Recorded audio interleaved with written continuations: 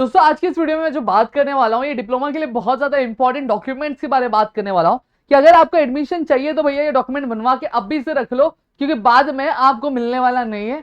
क्योंकि ये सारी चीजें बहुत ज्यादा इंपॉर्टेंट क्या रखती है।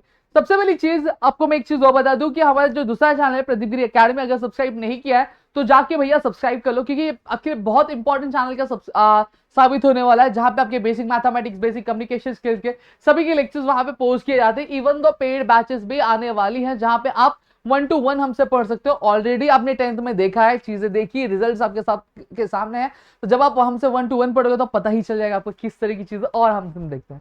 चलो डॉक्यूमेंट्स रिक्वायर्ड की बात कर लेते हैं। तो सबसे पहला जो डॉक्यूमेंट आपको रिक्वायर्ड रहता है कि भैया ईमेल आईडी और मोबाइल नंबर एक बहुत ही अच्छा वाला बना के रख लो।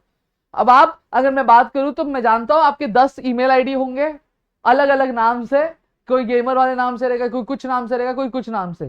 ठीक है, तो एक ईमेल आईडी अपनी अच्छी सी बना के रख लेना, ठीक है, जिसका पासवर्ड मोबाइल नंबर आपको याद रहे। और एक मोबाइल नंबर आपको एक फिक्स कर लेना है कि आपका जो भी एसएमएस होगा, जो सारी चीजें वो सारी चीजें यहाँ पे है।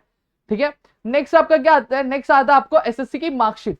अब आप बोलोगे सर मार्कशीट तो मिली नहीं है, जब मिलेगी तब की बात करो, अभी की बात नहीं कर रहा हूं। जब कभी भी आपको जो मार्कशीट है वो जैसे ही आपके हाथ में आ जाएगी तो आपको वो भी चीजें क्या रेडी रखनी है। फिर नेक्स्ट आता है कैप अलॉटमेंट लेटर। अब अलॉटमेंट लेटर की अगर मैं बात करूं तो ये अब भी आपको नहीं मिलने वाला है। जब कैप 1 में जैसे ही आपको कोई कॉलेज अलॉट होता है और उसको आप एक्सेप्ट कर लेते हो तो वहां पे आपको कैप अलॉटमेंट लेटर मिलता है, तो उसको भी बहुत अच्छे से ध्यान से क्या रख लेना है।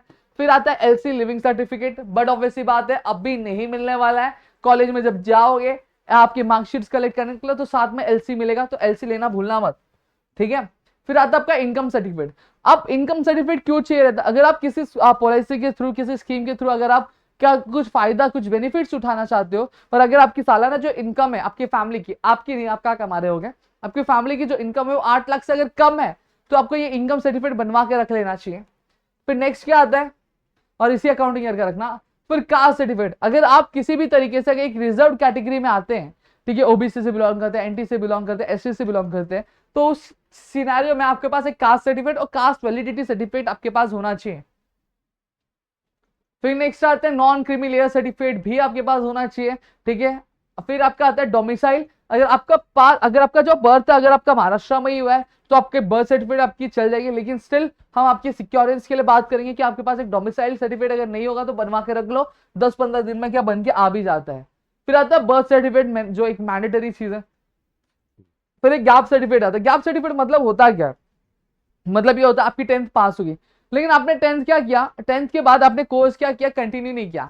कुछ रीजन हो गए होंगे जिसकी वजह से आपने किसी भी कोर्स में एडमिशन नहीं लिया, तो अब 1 साल का जो गैप पड़ा है उसके लिए आपको ये गैप सर्टिफिकेट क्या लेनी पड़ेगी अगर आपको आपने किया है। और एक आपका बैंक अकाउंट क्या आपका ओपन क्या हो जाना चाहिए। ठीक है, तो यहाँ पे मैंने सारी चीज आपको बता दूं। अब कुछ चीजें और मैं आपको बता देना चाहता हूँ। अगर जैसे फॉर एग्जांपल अगर एक आप ऑर्फन है तो आपको ऑर्फन की सर्टिफिकेट भी लगेगी, अगर आप डिसेबल है तो आपको डिसेबिलिटी सर्टिफिकेट भी साथ में क्या कैरी क्या करना पड़ेगा दोस्तों। ठीक है, तो यहाँ पे मैंने और एक पासपोर्ट साइज फोटो, अभी वाली, बचपन वाली नहीं, समझ में आ गया, अभी वाली एक नई फ्रेश फोटो खिंचवा के रख लेना, जो आपके लिए अपलोड करते टाइम आपको यूजफुल क्या होने वाली है। तो मिलेंगे हमारे अगली वीडियो में, आई होप सब चीजें क्लियर हो गए होंगे। तो मिलते हैं हमारे अगली वीडियो में, तब तक के लिए घर पे रहो, सुरक्षित रहो, अपना ध्यान जरूर रखना दोस्तों। जय हिंद दोस्तों।